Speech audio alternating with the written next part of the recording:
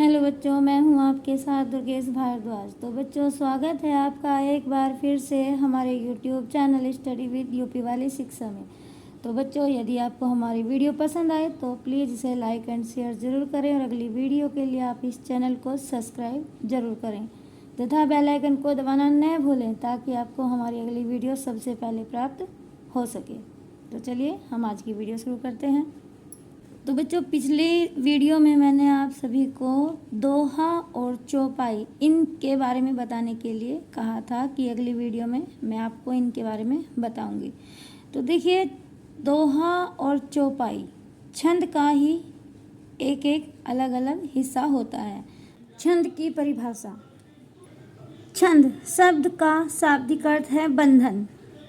जब वर्णों की संख्या, कर्म, मात्रा, गणना, तुक तथा यति, गति आदि नियमों को ध्यान में रखकर शब्द योजना की जाती है उसे छंद कहते हैं। यह काव्य रचना का मूल आधार है। छंद शब्द का सर्वप्रथम उल्लेख ऋग्वेद में मिलता है। हिंदी साहित्य कोश के अनुसार अक्षरों की संख्या एवं कर्म, मात्रा, मात्र गणना तथा यति, गति आदि से संबंधित विशिष्ट नियमों से नियोजित पद रचना छंद कहलाती है। छंद कितने प्रकार के होते हैं? छंद 3 प्रकार के होते हैं: मात्रिक छंद, वार्णिक छंद और वार्णिक व्रत। अब मैं आपको 2 छंद के बारे में बता पाऊंगी, मात्रिक छंद और वार्णिक छंद के बारे में। मात्रा की गणना पर आधारित छंद मात्रिक छंद कहे जाते हैं। इनमें वर्णों की संख्या भिन्न हो सकती है, परंतु उनमें निहित मात्राएं नियम अनुसार होनी चाहिए। जैसे दोहा, सोरठा, चौपाई, रोला आदि मात्रिक छंद हैं। वार्णिक छंद केवल वर्ण गणना के आधार पर रचे गए छंद वार्णिक छंद कहलाते हैं। वृत्तों की तरह इनमें गुरु लघु का क्रम निश्चित नहीं होता, केवल वर्ण संख्या का ही निर्धारण रहता है। इनके 2 भेद हैं, साधारण और दंडक। साधारण वार्णिक छंद में हमेशा सवैया छंद आते हैं, जबकि दंडक वार्णिक छंद में घनाक्षरी छंद आते हैं। अब सवैया छंद के प्रकार भी देख लीजिए एक बार। सवैया छंद के प्रकार 12 होते हैं। कौन कौन से? नंबर 1 मतगैंद, 2 सुंदरी, 3 मदिरा, 4 दुर्मिल, 5 सुमुखी, 6 मानिनी, 7 किरीट, 8 बाम, 9 गंगोदक, 10 सुखी, 11 महाभुजंग और अंत में 12वां मुक्तहरा। अब घनाक्षरी छंद के प्रकार भी देख लीजिए। घनाक्षरी छंद के प्रकार 9 होते हैं। कौन कौन से? नंबर 1 घनाक्षरी, 2 देव घनाक्षरी, 3 रूप घनाक्षरी, 4 कवित मनहरण, 5 मंदाक्रंता, 6 द्रुत विलंबित, 7 इंद्रवर्जा, 8 उपेंद्र वर्जा और अंत में 9 मालिनी। तो जो वार्णिक छंद के बारे में मैंने आपको बता तो दिया है, लेकिन अभी आपको सिर्फ और सिर्फ मात्रिक छंद पर ही ध्यान देना है। मात्रिक छंद में क्या है? दोहा, सोरठा, चौपाई, रोला आदि। अब वर्ण क्या होता है? मुख से निकलने वाली ध्वनि को सूचित करने के लिए निश्चित किए गए चिन्ह वर्ण कहलाते हैं। वर्ण 2 प्रकार के होते हैं, हर्ष तथा दीर्घ। तो देखिए बच्चों, मैं भी आपको एक बार सिर्फ समझाने का प्रयत्न करना चाहती हूँ, थोड़ा सा समझने का प्रयास कीजिए। हर्ष, हर्ष किसे कहते हैं? लघु। हर्ष का दूसरा नाम है लघु। लघु मतलब छोटा। और दीर्घ किसे कहते हैं? दीर्घ कहते हैं बड़े को। बड़ा मतलब गुरु। एक यहाँ पर 2 चिन्ह दिए गए हैं, लघु का और दीर्घ का।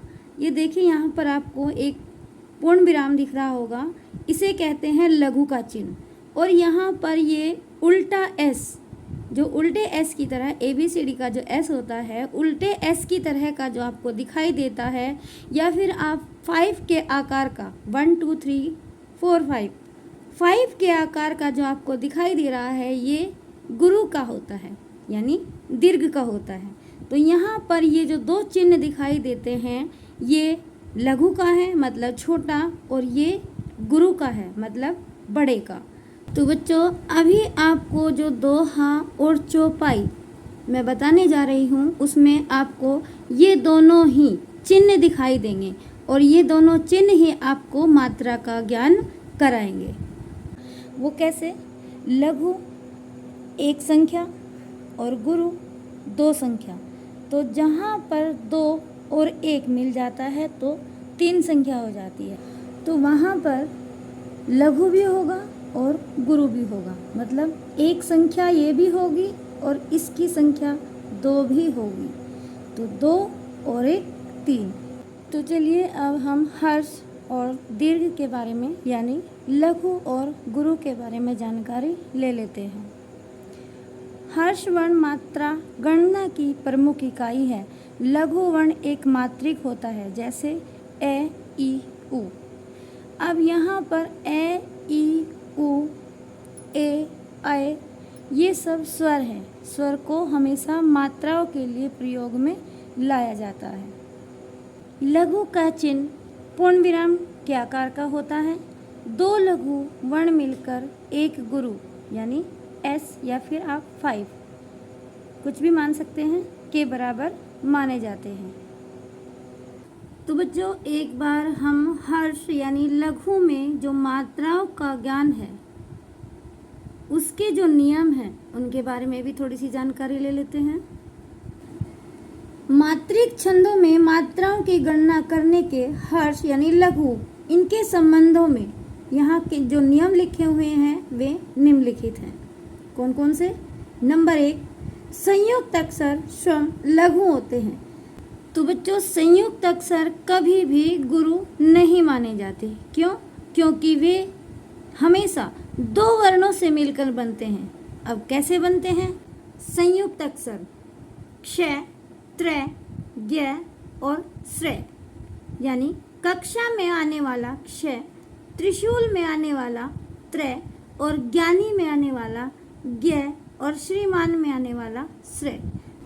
अब हम इन्हें भी देख लेते हैं कैसे बनते हैं। क्ष, कै के नीचे हमने हलंत लगा दिया प्लस श, तो ये बन जाता है क्ष, कक्षा में आने वाला क्ष। त्र, तय के नीचे हलंत लगा दिया प्लस रे, त्र, तो ये बन गया त्रिशूल में आने वाला त्र। ज्ञ, जय के नीचे हमने हलंत लगा दिया प्लस अण, ये बन जाता है ज्ञ। तो बच्चों इस ज्ञ में थोड़ा और कंफ्यूजन सा है। बहुत से विद्यार्थी इसमें ज्ञ इसके नीचे हलंत लगा दिया प्लस ये ऐसे भी बनाते हैं, लेकिन जो शुद्ध है वो इस तरीके का शुद्ध है। तो ये बन जाता है ज्ञ। अब श्रेय, श्रेय कैसे बनता है? श के नीचे हलंत लगा दिया प्लस रे, ये बन जाता है श्रीमान में आने वाला श्रेय। तो ये होता है क्ष, त्र, ज्ञ और श्रेय। अब जब भी हम संयुक्त अक्षर को कहेंगे तो ये आधा अक्षर, इन आधे अक्षरों की कोई मान्यता नहीं होती, इसलिए श, रे, ण और रे ये सभी लघु में आते हैं, जिस कारण संयुक्त अक्षर हमेशा लघु के अंदर ही आते हैं। ये गुरु नहीं माने जाते। जब भी किसी वर्ण के नीचे हलंत लग जाता है तो वो वर्ण पूरा नहीं आधा हो जाता है। नीचे हलंत लगते ही वो वर्ण आधा हो जाता है। संयुक्त व्यंजन में जो पहला अक्षर होता है वो हमेशा स्वर रहित होता है, मतलब पहले अक्षर की ध्वनि नहीं निकलती।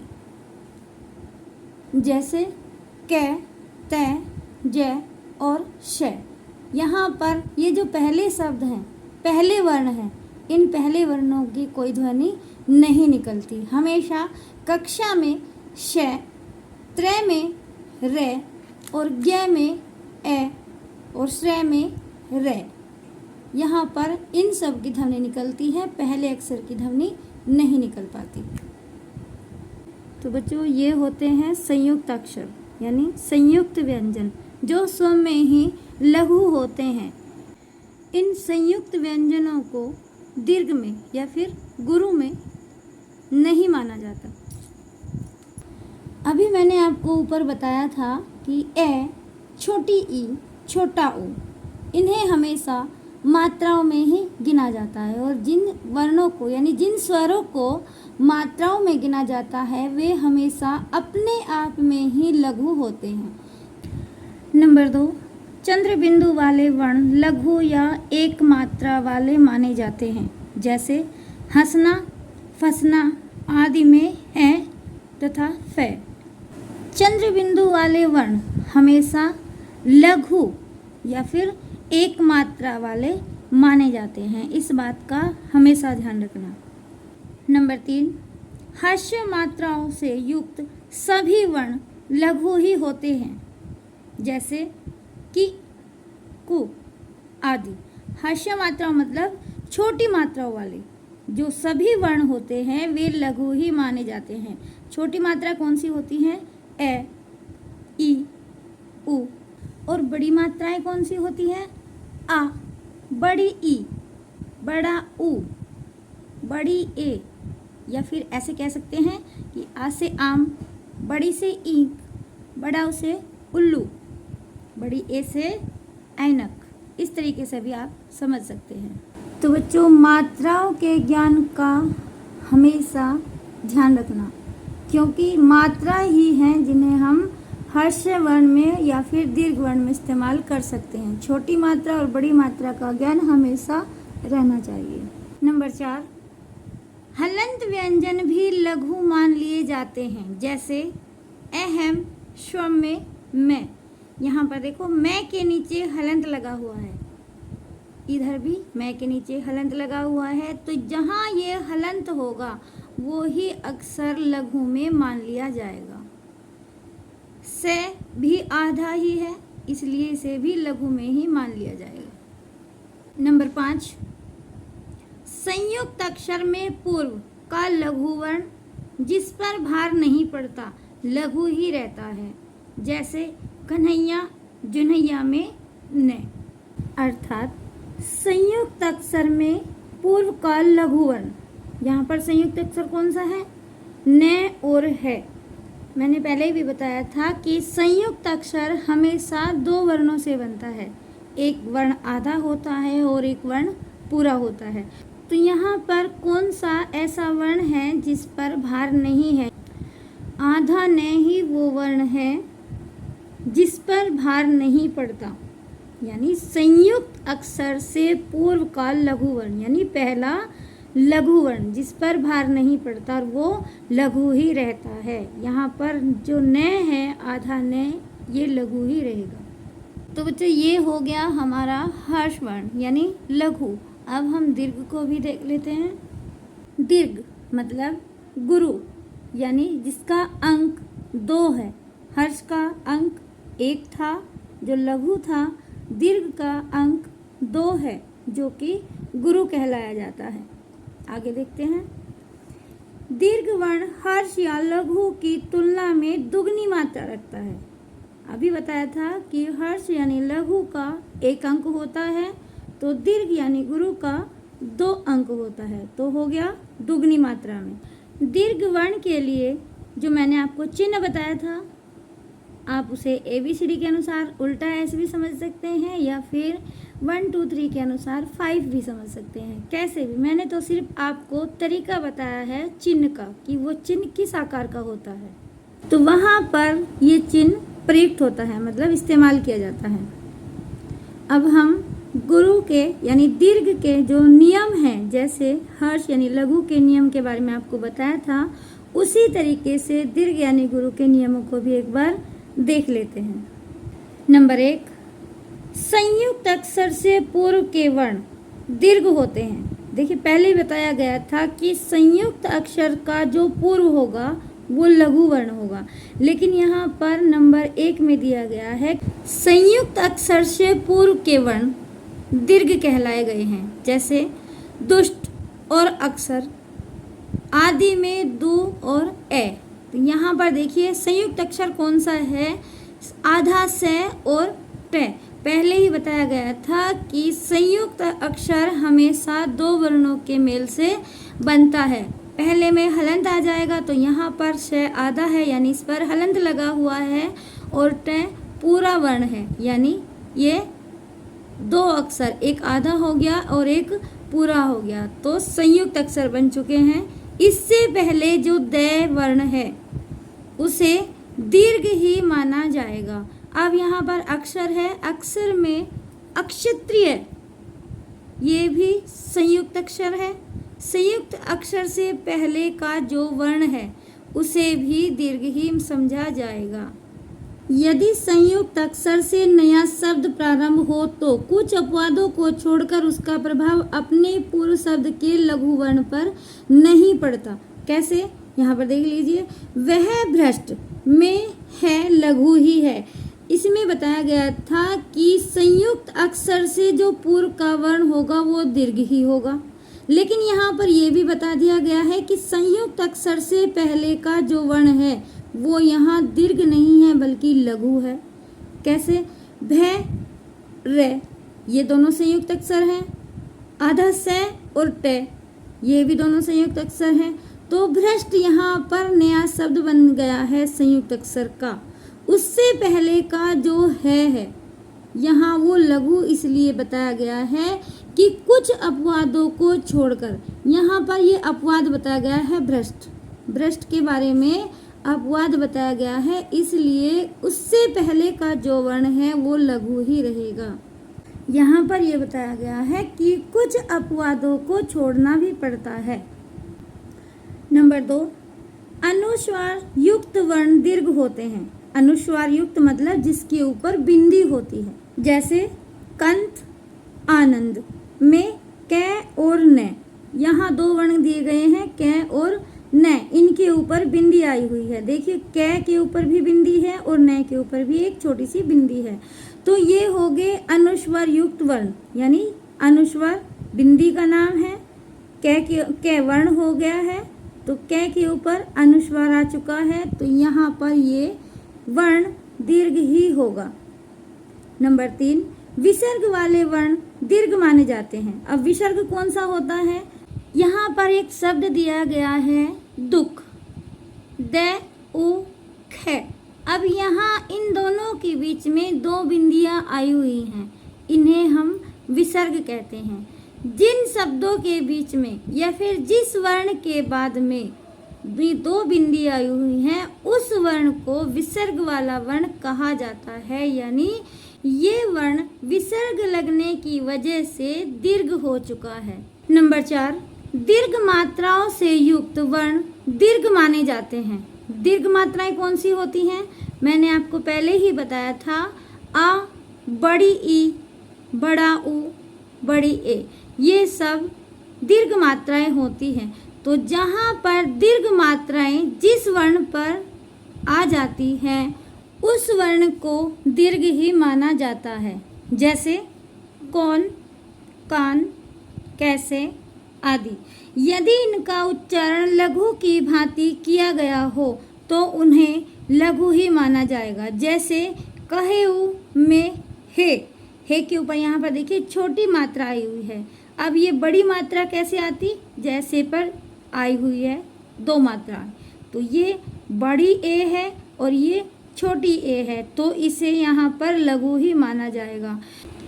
नंबर 5, कभी कभी चरण के अंत में लघु वर्ण भी विकल्प से दीर्घ मान लिया जाता है, जैसे लीला तुम्हारी अति ही विचित्र में त्र दीर्घ है। तो बच्चों यहाँ पर देखिए त्र एक संयुक्त अक्षर है। जैसे हमने पहले भी बताया था कि संयुक्त अक्षर स्व में लघु ही होते हैं, तो यहाँ पर क्या दिया गया है कि अंत में लघु वर्ण भी विकल्प से दीर्घ मान लिया जाता है। विकल्प मतलब अपनी चॉइस होती है कि हम उस विकल्प से उस लघु को दीर्घ भी मान सकते हैं। कभी कभी हमें अपना विकल्प भी साझा करना पड़ सकता है। तो बच्चों ये था हमारा हर्ष यानी लघु और दीर्घ यानी गुरु, इन सब के बारे में एक सुझाव, और इस सुझाव के जरिए ही हम दोहा, चौपाई, सोरठा और रोला, इन सब को समझने का प्रयत्न कर सकते हैं, जो कि एक छंद के अलग अलग हिस्से हैं।